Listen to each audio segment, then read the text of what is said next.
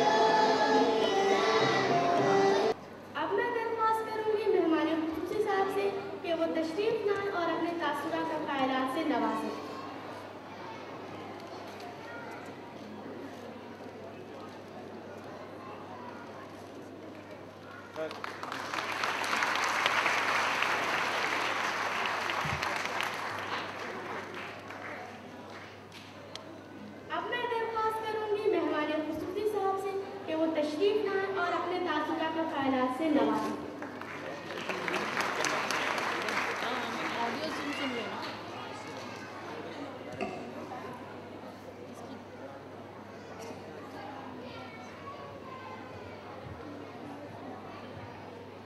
शेखुल जामिया जनाब मुशीरुल हसन साहब, SM अफजल साहब, सैदी साहब और रक्षंदा जलील साहिबा और मीनाई साहब, मेंबर्स ऑफ द फैकल्टी, असातिज़ा और तालिब इल्म और ख़वातीन हज़रात, मेरे लिए ये बहुत खुशी का मौका है कि मैं अपनी मादर दरसगाह के जलसे में शरीक हो रहा हूँ और मैं वाइस चांसलर का और आप लोगों का ममनून हूँ कि मुझे आपने ये इज्जत दी। जामिया, जैसा आपको मालूम है कि अंग्रेज़ी तालीम नॉन कोऑपरेशन मूवमेंट में अंग्रेज़ी तालीम के बायकाट से बनाई गई थी और अलीगढ़ में उसकी तासीस हुई थी।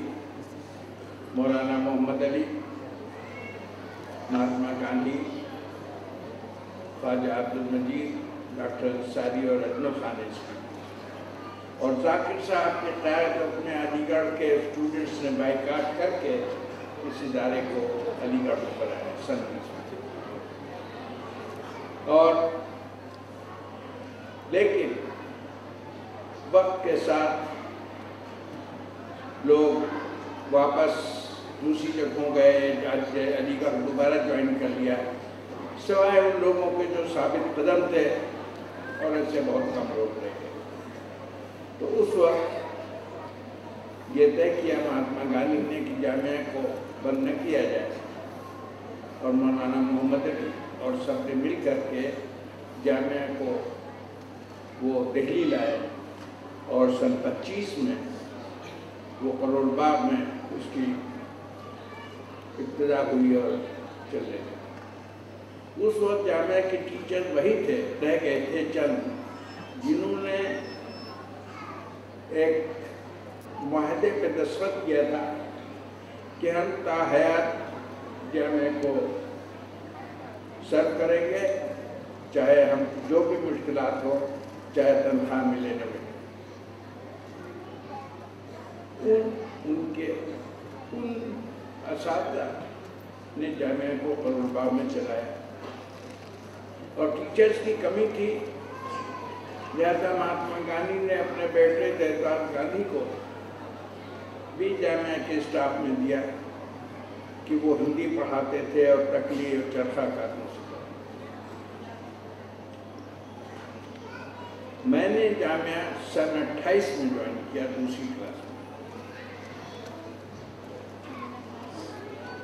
जब ये असातिज़ा वहाँ थे और तालीम का काम कर रहे थे। तो और मैंने यहीं से हाई स्कूल पास किया 36 में, 36 तक, और 1940 में मैंने BA विद साइंस। 36 तक जामिया करोलबाग में थी। 36 में स्कूल यहाँ ट्रांसफ़र हुआ और सन 40 में कॉलेज ट्रांसफ़र हुआ। तो मुझे यहाँ इस कैंपस पे पढ़ाई का शर्त नहीं हासिल हुआ, मैं सिर्फ करोलबाग तक की ज़िंदगी देखता। और तालिब इल्म भी जामिया में बहुत कम आते थे, इसलिए कि जाकिर साहब ने कहा कि यहाँ जामिया वही पढ़ने आए जो इल्म के खातिर सीखना चाहते हैं, जो इल्म इसलिए हासिल करना चाहते हैं कि ज़िंदगी में अपने पैरों पे खड़े हो सकें, जो खुद एतमादी कायम कर सकें और ऐसी हुनर हासिल कर सकें जिससे वो खुद इज्जत से अपने कामों को चलाएं और कामयाब हो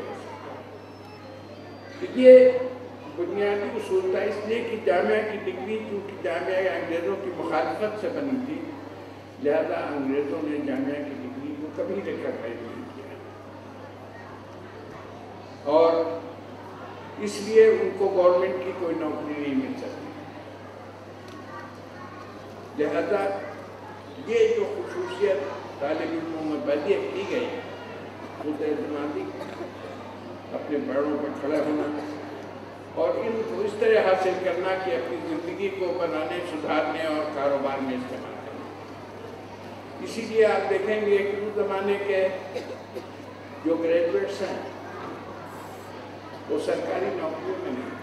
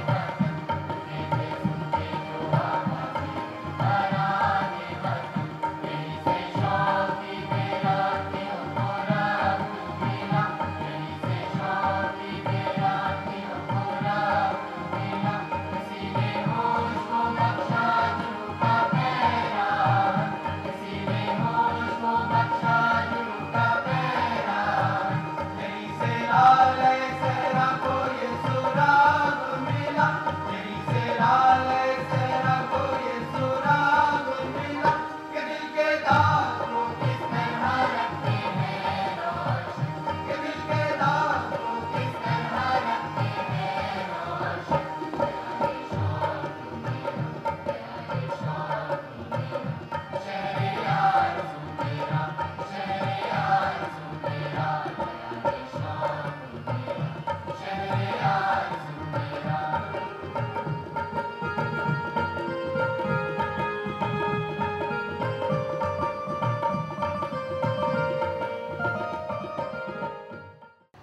and gentlemen, I have very great pleasure, sir, in welcoming you to this Foundation Day ceremony.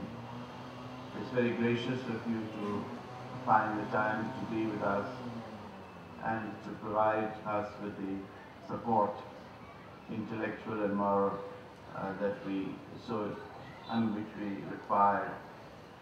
You are a friend of Jamia, but because of your preoccupation, you were not able to be with us on any special occasion. And I'm extremely grateful that you were able to make it on this very, very special occasion. The young lady has already outlined very eloquently the history of this institution, and I don't wish to dwell on that. But I do want to say that in 1935, a very remarkable revolutionary writer called Halida Edib visited our university to deliver about 6 lectures and went back and wrote a book called Inside India. And in that book she pointed out that amongst all the institutions that she visited and experienced, she found Jamia to be the closest to the Gandhian ideology. And I think that was a very, 1935, that was a very perceptive remark. And I do believe that we have inherited many of the values which Gandhi, the father of the nation, upheld. We believe in anti-colonialism, and that is demonstrated by the fact that we have a cafe which is named after Fidel Castro. We believe in anti-racism, and many of our institutions are therefore named after Nelson Mandela, the great freedom fighter. We believe in free and creative expression, and therefore we have a gallery, an art gallery, named after M.F. Hussain, which will be inaugurated tomorrow, perhaps this evening. We obviously were the products of the nationalist struggle, the child of the non-cooperation movement, as Jawaharlal Nehru described us, and we have therefore commemorated the memory of Mahatma Gandhi. We are sitting in the Gulistan-e-Gandhi, Jawaharlal Nehru, Jamnalal Bajaj, Khan Abdul Ghaffar Khan, Dr. Ansari, and so on and so forth. In a sense, these are extremely important landmarks which remind us of our heritage, of our nationalist heritage, of our liberal heritage, and of our secular inheritance. अदब और इल्म की दुनिया के एक मायानाज शख्सियत मोहतरम professor Mushirul Hasan साहब, vice chancellor Jamia Millia Islamia, stage पर तशरीफ फरमा बहन रक्षंदा जलील, रजिस्ट्रार अनीसुर रहमान साहब, तालीमी मेले के चीफ ऑर्गेनाइजर जैदी साहब, डीन स्टूडेंट वेलफेयर मियाई साहब, सारे फैकल्टी के मुअज़्ज़िज़ इरकान, सभी मधु मेहमान साहिबान और तुलबाए इल्म, सबसे पहले